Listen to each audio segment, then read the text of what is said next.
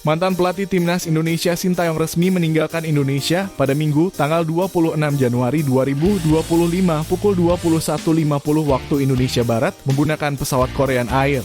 Kepulangan Sintayong ke negaranya disambut dengan antusiasme luar biasa oleh ratusan supporter Timnas Indonesia yang telah menunggu sejak sore hari.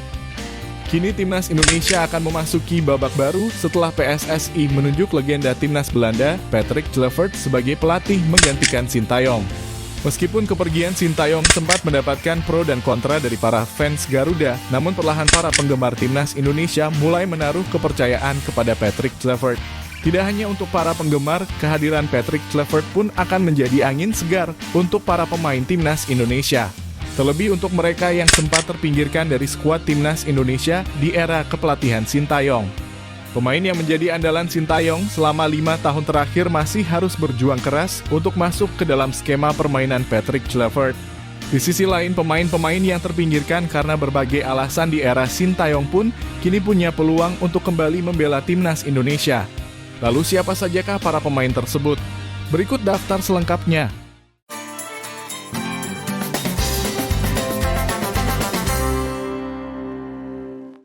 Yang pertama adalah Elkan Bagot. Elkan Bagot merupakan salah satu bek tangguh andalan Timnas Indonesia yang juga terpinggirkan di era pelatih Sintayong. Elkan Bagot dikabarkan akan menjadi salah satu pemain yang bakal comeback ke Timnas Indonesia. Hubungannya yang sempat memanas membuat bek jangkung yang berkarir di Liga Inggris itu kehilangan tempat penting di skuad Garuda. Kini seiring dengan pergantiannya bos di ruang ganti, tukang jagal 22 tahun ini disebut-sebut bakal masuk dalam radar Patrick Kluivert. Terkait rencana tersebut, PSSI selaku federasi pun sudah memberikan sinyal yang positif dengan skema 4-3-3 yang akan diterapkan oleh Patrick Kluivert. Kemudian yang kedua adalah Sadil Ramdhani. Pemain yang juga terdepan dari lingkaran utama skuad Sintayong, siapa lagi kalau bukan Sadil Ramdhani. Padahal kalau mau jujur, performa gelandang serang yang juga mumpuni sebagai winger ini cukup moncer selama berkarir di kasta tertinggi Liga Malaysia bersama Sabah FC. Terhitung dari tahun 2021 hingga 2024, mantan tukang gedor Bayangkara FC ini hadir dalam 21 laga dengan torehan 14 gol. Kehadiran pemain-pemain naturalisasi membuat Sadil Ramdhani terpinggirkan, meski secara skill dan kualitas ia tak kalah cemerlang. Tak menutup kemungkinan Patrick Kluivert akan kembali memanggilnya walau hanya sebatas sebagai pemain pelapis. Kemudian yang ketiga adalah Eliano Reinders.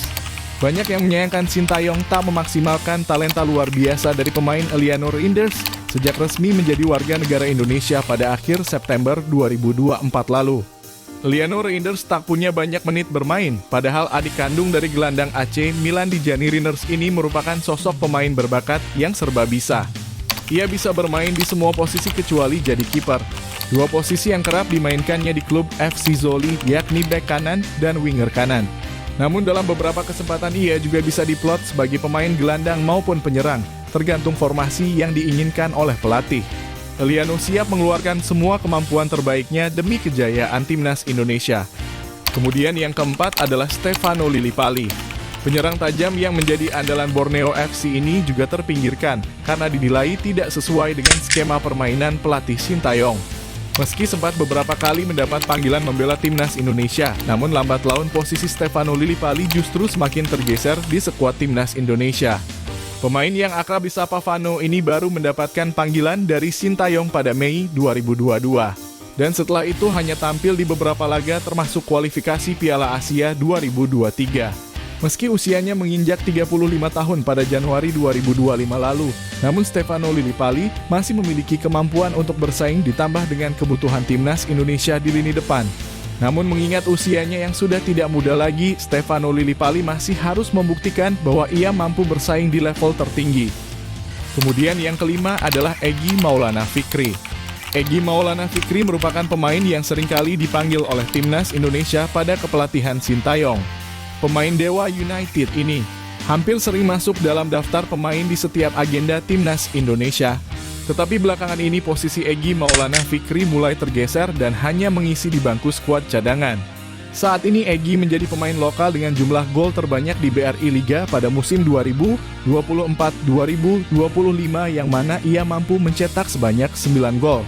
Egy Maulana Fikri juga telah mendapatkan Player of the Month dengan pencapaian yang telah didapat. Bukan tidak mungkin jika Egy akan mendapatkan banyak kesempatan bermain di bawah arahan pelatih Patrick Kluivert.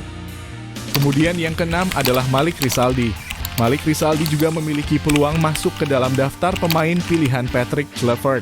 Pemain Persebaya Surabaya ini tengah menunjukkan performa yang gemilang pada Liga 1 musim 2024-2025.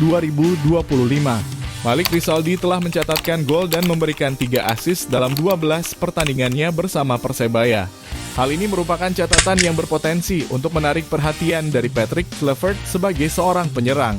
Malik memiliki kecepatan dan keterampilan dalam mengolah bola yang mumpuni.